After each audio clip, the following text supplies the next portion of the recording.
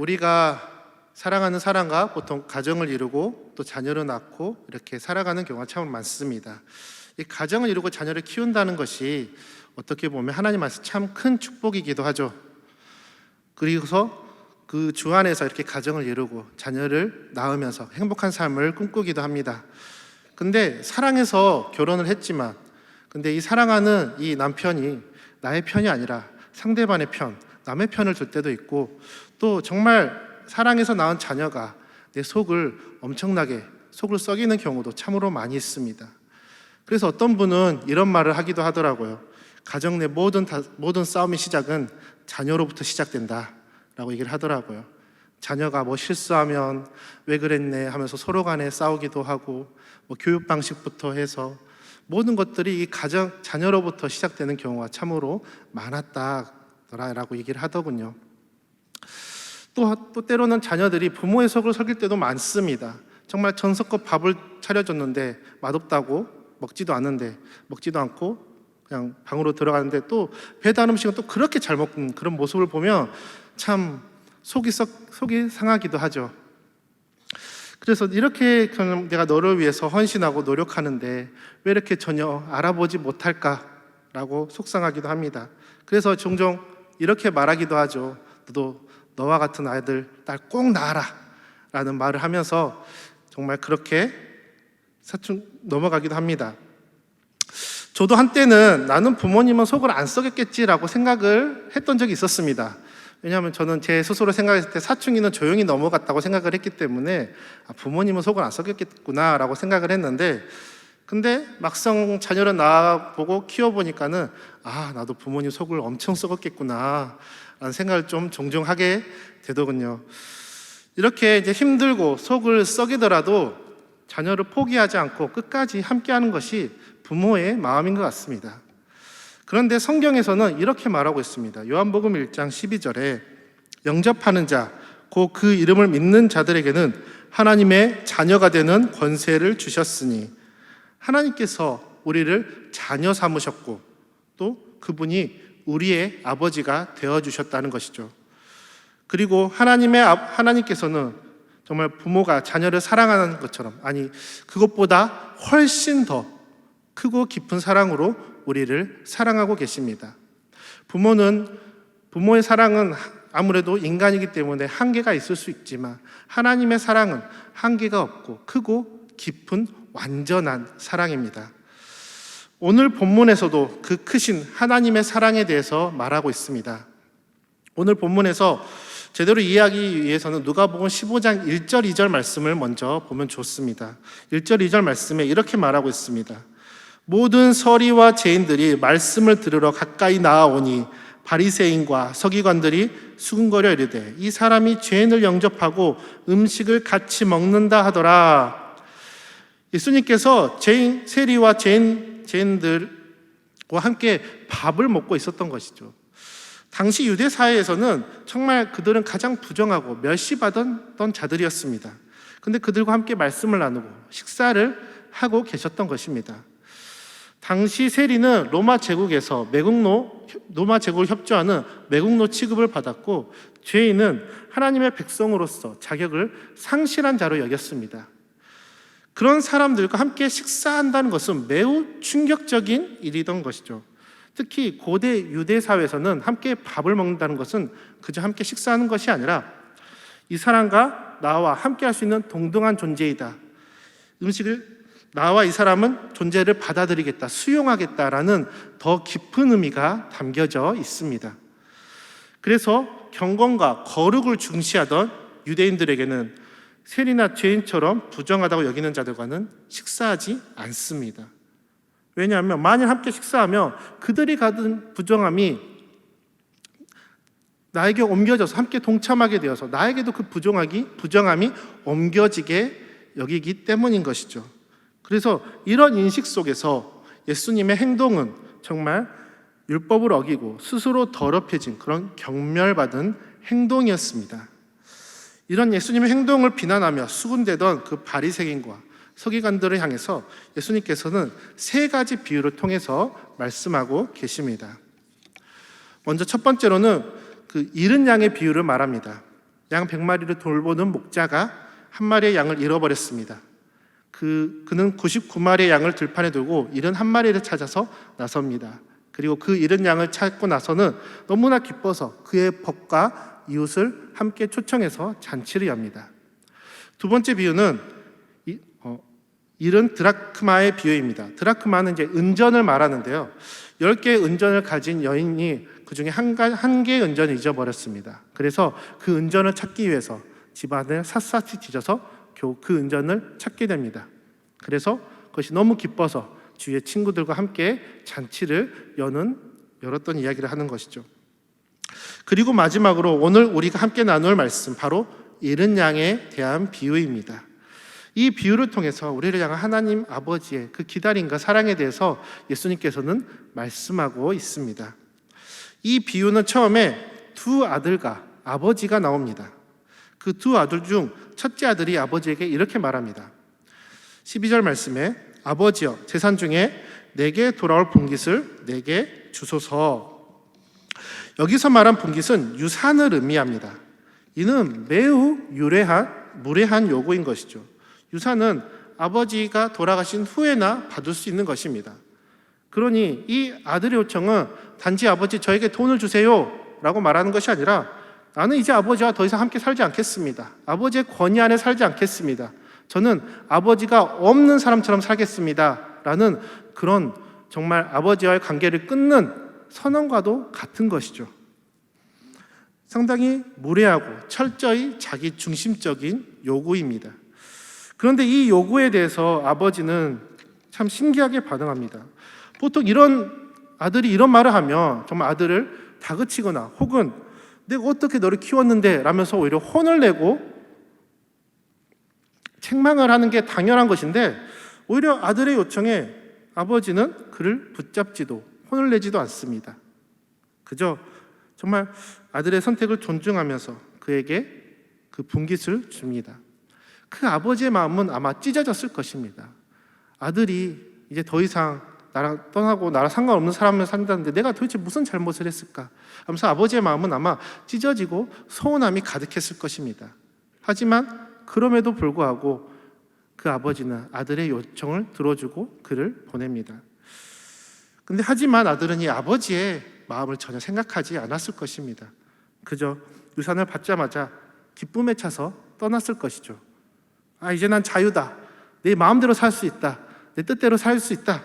라고 하면서 아버지가 준 유산에 감사함도 없이 그냥 떠났습니다. 이제 내가 누릴 수 있는 자유와 내가 가진 그 재물만을 바라보면서 아버지를 잃은 채 자기 중심적인 삶을 살기 위해서 떠나간 것이죠. 자신의 뜻대로 살기 원했던 이 둘째 아들은 결국 아버지의 집을 떠나 먼 나라로 가게 됩니다. 가능한 아버지로부터 멀리 떨어지고 싶은 마음이 있었기 때문에 이렇게 먼 나라로 가게 되었던 것 같습니다. 그는 더 이상 아버지의 다스림을 받고 싶지 않았습니다. 스스로 주인의 인생, 자기 멋대로 살아가고 싶었습니다. 그래서 그는 그곳에서 정말 자유롭고 즐겁게 방탕하면서 살아갑니다. 자신이 주인된 인생을 만끽하면서 살아가고 있는 것이죠. 이 아들의 모습 속에서 우리는 죄의 본질이 무엇인지 정말 적나라하게 볼 수 있는 것 같습니다. 죄는 바로 이 하나님 없이 내 뜻대로 살고자 하는 마음에서 비롯된 것입니다. 처음 죄가 인간에게 들어왔을 때 에덴 동산에서 뱀이 이렇게 유혹을 합니다. 창세기 3장 5절에 너희가 그것을 먹는 날에는 너희 눈이 밝아져 하나님같이 되어 선악을 알 줄 하나님이 아심이니라. 뱀이 여자를 유혹할 때 이렇게 말하는 것이죠. 너 하나님처럼 될 수 있어. 하나님같이 될 수 있어. 하나님의 권위 아래서 살아가는 것이 아니라 하나님의 말씀대로 살아가는 것이 아니라 하나님같이 되어서 너가 하나님처럼 선악을 판단하고 내 인생을 스스로 결정할 수 있어 라고 이야기를 하는 것이죠. 얼핏 듣기에는 너무나도 좋은 말입니다. 하지만 하나님을 떠나 내 기준, 내 욕망, 내 방식대로 살아가려는 그런 마음은 결국 죄인 것이죠. 이사야 53장 6절 말씀에 이렇게 말하고 있습니다. 우리는 다 양 같아서 그릇 행하여 각기 제갈 길로 갔거늘 여호와께서는 우리의 모든 죄악을 그에게 담당시키셨더라. 내가 봤을 때는 다 좋아 보여. 내 방식이 판단이 옳아 보여. 그렇게 제 갈 길로 가게 됩니다. 하지만 그 길이 결국 죄악된 길이라는 것이죠. 결국 그 길은 하나님과의 관계를 끊는 것입니다. 그리고 그 결과는 로마서 6장 23절에 말한 것처럼 결국 그 결과는 사망으로 이어지게 되는 것이죠. 이 둘째 아들의 인생도 결국 그런 죽음을 향해, 사망을 향해 달려가게 됩니다. 14절의 말씀 보시면 결국 그는 모든 재산을 다 잃어버리게 됩니다. 그리고 더구나 거기에 나라에 크게 흉년이 들어버리게 되죠. 그는 자신이 지고 있던 모든 재산을 다 탕진합니다.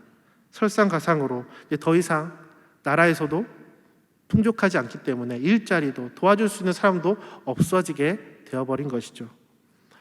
그는 살아남기 위해서 일자리를 구했고 결국 그 중에 그 나라에 있던 어떤 한 사람의 도움으로 돼지를 치는 일을 맡게 됩니다. 근데 돼지는 유대인에게 부정한 짐승입니다. 레위기 11장 7절에 보시면 7절 8절에 돼지에 대해서 부정하다라고 얘기합니다. 그렇기 때문에 너희는 이 돼지의 고기를 먹지도 말고 그 죽음도 만지지도 말라. 이것들은 너희에게 부정하니라 라고 얘기하고 있죠. 그런데 지금 이 아들은 이렇게 부정한 돼지와 함께 지내며 그들을 돌보는 일을 맡게 된 것입니다. 이는 자신의 존엄성마저 무너뜨리는 정말 수치의 자리에 내려가게 된 것입니다. 그런데 그는 여기서 더 처참한 상황을 맞게 됩니다. 16절에 그가 돼지 먹는 쥐업 열매로 배를 채우고자 하되 주는 자가 없는지라. 배가 고파서 돼지가 먹는 쥐업 열매 그 사료라도 먹고 싶어 했습니다. 하지만 근데 그것조차도 주는 사람이 없다는 것이죠. 그는 사람 대접조차 받지 못하는 상황에 거하게 된 것이죠. 부정한 돼지가 먹는 사료조차도 받지 못하는 그런 짐승보다 못한 취급을 받게 된 것입니다. 자유를 원해서 떠났지만 기쁨을 찾고자 했던 이 삶의 결과는 결국 모든 것을 잊고 수치스러운 자리에 거하게 되었고 거기에 짐승반도 못한 그런 취급을 받게 되었습니다. 그 안에서 혼자 고립되어 있어 너무나 비참한 자리에 있게 된 것이죠. 이러한 파국은 결국 하나님을 따르지 않는 죄에 거한 자들의 상황이기도 합니다. 생명 되신 하나님을 떠남으로써 어떠한 보호도 받지 못하고 사망의 그늘에 거하는 자들과 같은 것이죠. 그렇게 모든 것을 잃고 일생의 밑바닥에 주저앉은 그 아들에게 그 죽음의 끝자락 가운데 그에게 한 가지의 생각이 떠오르게 됩니다. 17절 말씀에 이에 스스로 돌이켜 이르되 내 아버지에게는 양식이 풍족한 뿜꾼이 얼마나 많은가. 나는 여기서 줄여 주는구나. 그제서야 그는 아버지의 집을 떠오르게 됩니다. 그토록 벗어나고 싶어 했던 그 집, 이제는 그 집이야말로 진정한 자신이 돌아가야 할 곳임을, 그 집에서만이 내가 생명으로 내가 살아갈 수 있다는 것을 떠오르게 된 것이죠. 그래서 18절에 이렇게 고백합니다. 내가 일어나 아버지께 가서 이르기를 아버지 내가 하늘과 아버지께 죄를 지었사오니. 그는 결국 자신의 죄를 인정합니다. 아버지의 은혜를 무시하고 살아왔던 죄를 인정하고 뉘우치게 됩니다. 그리고 19절에 지금부터는 아버지의 아들이라 일컬음을 감당하지 못하겠나이다. 나를 품꾼의 하나로 보소서 하리라 하고, 그는 자신의 죄가 너무나 큰 것을 알기에 아들이라는 지위조차 감당할 수 없다고 여긴 것이죠. 품꾼이라도 종이라도 받아달라는 그 간절한 소망을 품고 아버지에게 돌아가게 됩니다. 그렇게 그는 결심한 대로 먼 나라에서 이제 아버지의 집으로 돌아가게 됩니다. 근데 그 아버지의 집에 다가올 때 아버지는 그를 기다리고 있었습니다. 20절 말씀을 보시면 이에 일어나서 아버지께로 돌아가니라. 아직도 거리가 먼데 아버지가 그를 보고 측은히 여겨 달려가 목을 안고 입을 맞추니. 아버지는 그를 매일 기다리고 있었습니다. 매일 문 밖에서 보면서 오늘은 오려나 하면서 계속 아들을 기다리고 있었던 것이죠. 그리고 그 아들이, 기다렸던 아들이 보이자 아버지는 거리가 멀었음에도 불구하고 아버지를 향해서 달려갑니다. 연로한 몸으로 체면을 내려놓고 오직 그 아들을 달려가서 그를 만나기 위해서 달려가고 그를 끊어안고 입을 맞춥니다. 이 순간 아버지에게 가장 중요한 것은 아들이 무엇을 했는가가 아니라 아들이 돌아왔던 사실 그 자체가 중요했던 것입니다. 이사야 30장 18절 말씀에 그러므로 여호와께서 기다리시나니 이는 너희에게 은혜를 베풀려 하심이요 일어나시니 이는 너희를 긍휼히 여기려 하심이라. 우리를 향한 하나님의 마음도 이와 같습니다. 하나님께서는 인내하시면서 기다리고 계십니다. 노아의 시대에 세상이 죄악으로 가득 찰 때도 하나님께서는 그들을 기다리고 계셨습니다. 또한 수많은 우상을 섬기면서 하나님을 떠났던 그 이스라엘 백성들을 향해서 하나님께서는 선지자와 제사장을 보내면서 그들이 다시를 돌아오기를 계속해서 기다리셨습니다. 하나님께서 이렇게 기다리셨던 그 이유는 은혜를 베풀시기 위해서 기다렸던 것이죠. 이런 아버지의 심정을 예수님께서도 이렇게 말씀하십니다. 마태복음 23장 37절에 예루살렘아 예루살렘아 선지자들을 죽이고 내게 파송된 자들을 돌로 치는 자여 암탉이 그 새끼를 날개 아래 모음같이 내가 네 자녀를 모으려 한 일이 몇 번이더냐 그러나 너희가 원하지 아니하였더라. 하나님께서는 그 돌아서지 않는 예루살렘 그 이스라엘 백성들을 위해서 몇 번이고 선지자를 보내면서 기다렸던 것입니다. 하나님의 마음은 언제나 품으려는 이런 아버지의 마음인 것이죠. 은혜를 베풀어 주기 위해서 언제나 기다리면서 돌아오지 않음에 안타까워하면서 기다리고 있으신 것입니다. 그 기다림 끝에서는 결국 하나님의 은혜를 예비하고 계신 것입니다. 근데 이 둘째 아들은 이 비참한 인생의 바닥에서 정말 깨닫고 회개하면서 아버지께 돌아옵니다. 그는 자신의 죄를 떠올리고 조심스럽게 고백합니다. 21절에 아들이 이르되 아버지 내가 하늘과 아버지께 죄를 지었사오니 지금부터는 아버지의 아들이라 일컬음을 감당하지 못하겠나이다 하나 그는 자기의 죄의 무게를 알고 있었던 것입니다. 자신이 얼마나 염치 없는 짓을 했는지 깨달았던 것이죠. 그래서 그저 그냥 품꾼이라도 받아주시면 감사하겠습니다. 그랬으면 좋겠습니다 라고 아버지께 말합니다. 그러나 아버지는 그의 고백을 다 듣지도 않고 종을 부릅니다. 그리고 22절에 아버지는 종들에게 이르되 제일 좋은 옷을 내어다가 입히고 손에 가락지를 끼우고 발에 신을 신기니라. 좋은 옷은 그 아들의 수치와 죄를 덮어주는 옷이었습니다.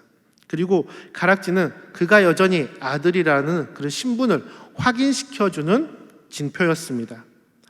아버지는 더 이상 아들의 과거를 묻지 않은 것이죠. 그가 어떻게 살았는지, 무엇을 어떻게 방탕하며 살았는지 그 어떤 것도 다시는 문제 삼지 않은 것입니다. 그냥 오직 한 가지 사실만 중요했던 것이죠.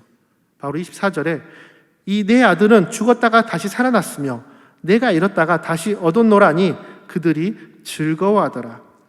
아버지의 마음은 그저 아들이 돌아왔다 그 한 가지만으로 충분했던 것입니다. 그래서 그의 수치와 허물을 덮어주었습니다. 또한 그가 여전히 나의 아들임을 확증시켰습니다. 돌아온 아들을 온전히 회복시키신 것이죠. 우리는 보통 누가 나에게 잘못을 하면 쉽게 잊을 수가 없습니다. 작은 서운함도 오래 남고 큰 상처로 남기도 합니다. 저도 이제 저희 아내가 첫째를 임신했을 때 수박이 먹고 싶다고 했었습니다. 그때가 겨울철이다 보니까 이제 집 근처에 식자재 마트를 갔는데 수박이 없어서 좀 제가 현명했다면 좀 큰 마트를 가서 샀을 건데 수박이 없으니까 수박바를 샀습니다. 예, 그 이후의 이야기는 하지 않겠습니다. 예, 임신할 때, 출산할 때 서운하게 하면 그것이 평생토록 남는다는 것을 새삼 느끼고 있습니다.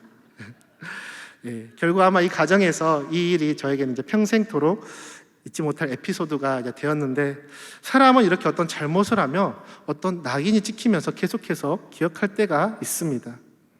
쌓이고 쌓여서 또 언젠가 그 화가 폭발하기도 하는 것이죠.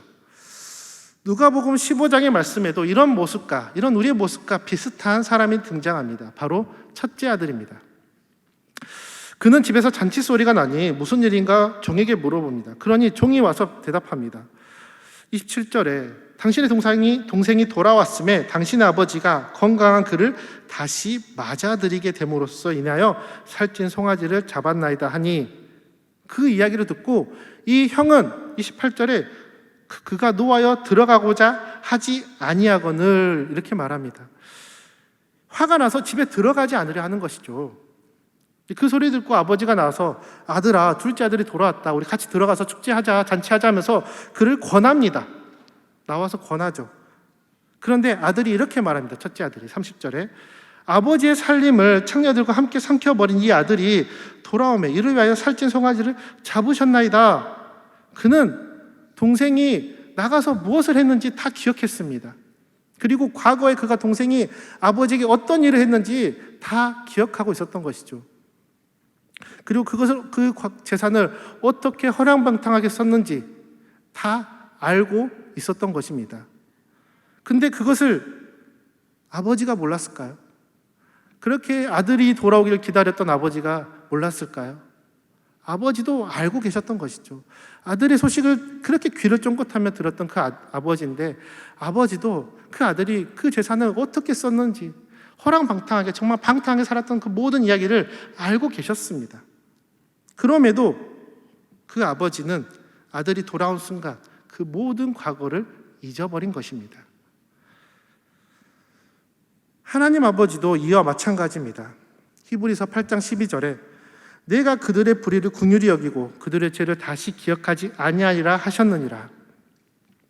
하나님께서는 우리의 죄와 불의를 모두 기억하십니다. 모두 아십니다. 전지하신 하나님께서 우리가 행한 모든 것을 알고 계십니다. 하지만 오히려 그 모든 불의를 긍휼히 여기십니다. 그리고 우리의 죄를 다시 기억하지 아니하시고 정죄하지 않으신다고 하십니다.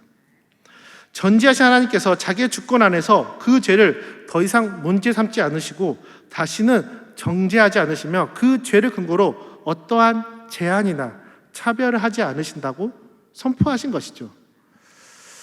바로 예수님께서 우리의 모든 죄를 담당하셨기 때문에 더 이상 그 죄로 차별이나 정죄나 판결을 하지 않으신 것입니다. 우리는 어찌 보면 이 모두 둘째 아들과 같은 존재입니다. 하나님께서는 우리에게 너무나 많은 은혜를 주셨습니다. 함께 살아가는 가족들, 또 무언가를 할 수 있는 지혜, 지식, 이런 능력들도 하나님께서 주신 것입니다. 내가 살아가고 있는 이런 환경들, 내가 살아가면서 만나는 모든 사람들이 결국 하나님께서 우리에게 허락하신 것입니다. 하지만 우리는 이 하나님의 은혜를 내 것처럼 여기고 자기의 뜻대로 살아가기를 원하는 경우가 참으로 많습니다. 하나님의 관계보다 내 자유를 앞세우며 살기를 원하는 그런 세상 가운데 우리는 살아가고 있습니다. 그러나 하나님은 이런 우리를 끝까지 붙드시고 기다리고 계십니다. 넘어지더라도 흔들리더라도 하나님께서는 다시 돌아오시기를 기다리고 계십니다. 그리고 우리가 주님 앞에 고백할 때 우리를 꾸짖지 않으시고 과거의 죄를 묻지 않으십니다. 오히려 우리의 수치와 죄악을 가려주시고 하나님의 아들로서 세워주시는 것이죠. 이것이 바로 우리가 받은 하나님의 은혜입니다. 그렇기에 예수님께서도 이렇게 불경하다고 여기고 경멸하다고 여기는 그 죄인들과 함께 식사하시면서 가까이 했던 것이죠. 왜냐하면 그들이 아무리 죄인이라 할지라도 하나님께서는 그들이 돌아오심을 너무나 기뻐하심을 알기 때문입니다. 오히려 그 죄를 지었더라도 그 죄를 가리시고 오히려 하나님의 자녀로 삼으시는 은혜를 알기에, 그리고 그 은혜를 나누기 위해서 예수님께서는 친히 죄인들과 함께 거하신 것이죠. 그리고 예수님께서도 우리와 함께 거하시기 위해서 이 땅에 내려오셨습니다. 그 고통의 십자가를 친히 지시고 우리의 모든 죄악을 담당하셨습니다. 그로 인해서 더 이상 죄의 고통, 사막의 늠에서 헤매는 우리를 그분의 피로 말미암아 우리의 죄를 기억하지 않고 용서하신다고 하셨습니다. 우리는 연약하고 부족함에도 여전히 아들로서, 딸로서 우리를 자녀 삼으시고 우리와 함께 하신 것이죠. 그리고 지금도 살아서 우리와 함께 하시고 교제하고 계십니다. 우리의 죄가 어떠하든지 주님 안에서 품어주시고 위로해 주시고 오히려 그 죄를 고백하는 것을 기뻐하십니다. 그 크신 하나님의 사랑 앞에서 우리가 감사함으로 살아가기를 소망합니다. 또한 하나님의 사랑을 받는 우리는 그 사랑을 흘려보내는 자가 되었습니다. 자녀는 부모를 닮아간다고 합니다. 외모도 닮고 말투도 닮고 성격도 닮고 또 감정 표현하는 것조차 닮아갑니다. 그리고 그렇게 자녀가 부모를 닮아가는 것처럼 하나님께서는 우리의 아버지가 되어주셨습니다. 그분의 피값으로 우리의 아버지가 되어주셨습니다. 우리는 하나님의 자녀가 되었기 때문에 그분의 사랑을 닮아가고 실현할 수 있는 그런 자로 세워진 것입니다. 내 능력이 아니라 하나님께서 아버지가 되어주셨기 때문에 그분의 능력으로 우리가 그분의 사랑을 받고 흘려보낼 수 있는 것입니다. 하나님께서 받은 그 사랑을 우리가 함께 나누기를 소망합니다. 우리가 어쩌면 가장 인내하지 않고 잘 잊어먹지 않는 관계가 누구냐고 생각해보면 가족이지 않을까 생각되어집니다. 이번 가정의 달을 맞이해서 그래서 가장 가까운 사람을 한번 돌아보기를 소망합니다. 가장 가까이 있는 부모에게, 자녀에게, 또한 배우자에게 그 사랑을 나누기를 소망합니다. 가족 간에 상처가 있기도 하며 또 마음이 상하고 아프고 억울한 일이 있기도 합니다. 그럴 때 하나님께서 우리를 먼저 사랑하시고 또 용서하신 그 말씀을 의지하길 바랍니다. 하나님의 사랑으로 이겨내길 바랍니다. 그럴 때 내가 받은 그 사랑의 은혜를 그 자리에 흘려보낼 수 있는 힘을 하나님께서 우리에게 주십니다. 그럴 때 그리고 그 힘을 가지고 우리가 사랑을 실천하는 그 자리에 있을 때 우리 그 가정이 회복되고 그 공동체가 변화되고 그 자리에 잃은 자가 돌아올 때 잔치가 열리는 그 하나님의 나라와 같은 곳으로 인도해 가실 것입니다. 우리 모두가 그 하나님의 자녀로서 하나님을 닮아가고 하나님의 사랑이 가정에서부터 그리고 교회에서와 일터에 흘려 보내지기를 소망합니다. 그래서 그 사랑이 점점 확장되어 세상 속에서 하나님의 나라가 실현되어 나가는 삶을 살기를 주님의 이름으로 축원합니다.